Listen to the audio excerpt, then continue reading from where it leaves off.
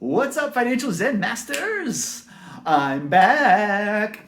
Today, I'm going to talk about whether or not you should or should not include things like Social Security and pensions and other forms of income in your retirement calculation. Should that be part of your Financial Zen number or not?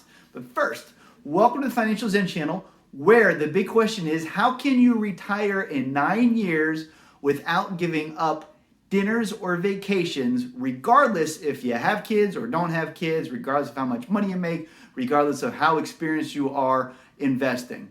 That's the big question. I got your answers. I'm Rick Valencia, certified financial planner, the founder of Financial Zen and your guide.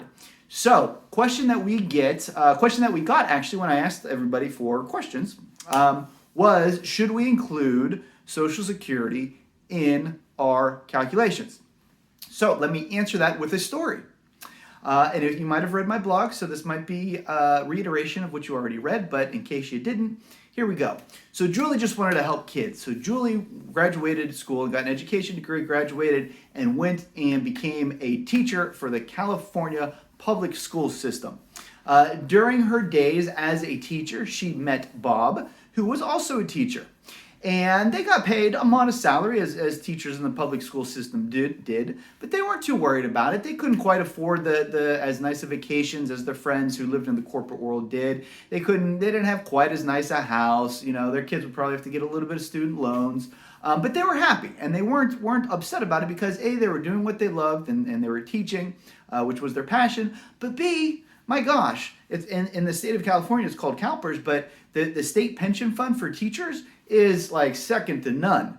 They could retire at 55 and rope in like $80, $90, $100,000 per year, basically replace the exact same amount of income that they were earning as a household prior to retiring. So they didn't think anything of it. So they wrote out their career. 55 came around, they retired, they sailed off into the sunset, they were enjoying their grandkids and traveling and doing all the things that retirees do. And then, at one point, about 5 years into retirement, they got a letter in the mail.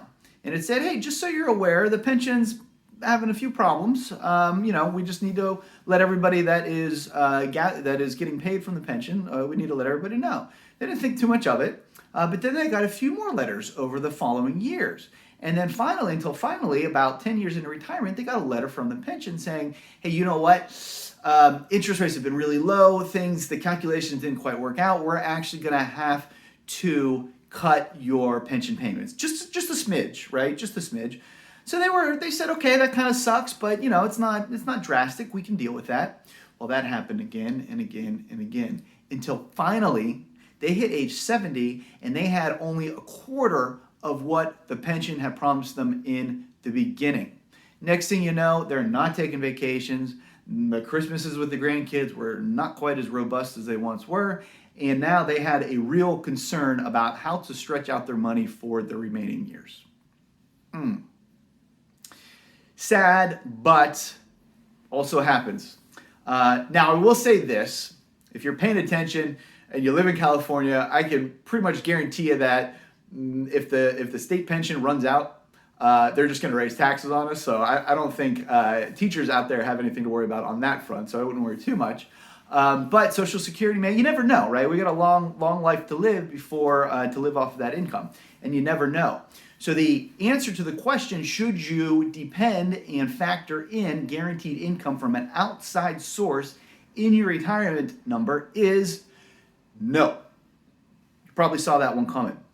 Because if you're going to achieve financial zen, if you're going to achieve financial freedom, you need to be in full control of your future. You need to be in full control of your money, where it's going, how you're getting paid, how you're getting that passive income generated, and not leave it to anyone else but you.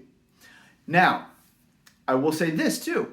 As part of that, if you do get Social Security or your pension, fantastic. That is awesome. That means you can live an even better lifestyle than what you thought you were going to be able to live in retirement. That's great, but that should be gravy. That should not be part of your foundation.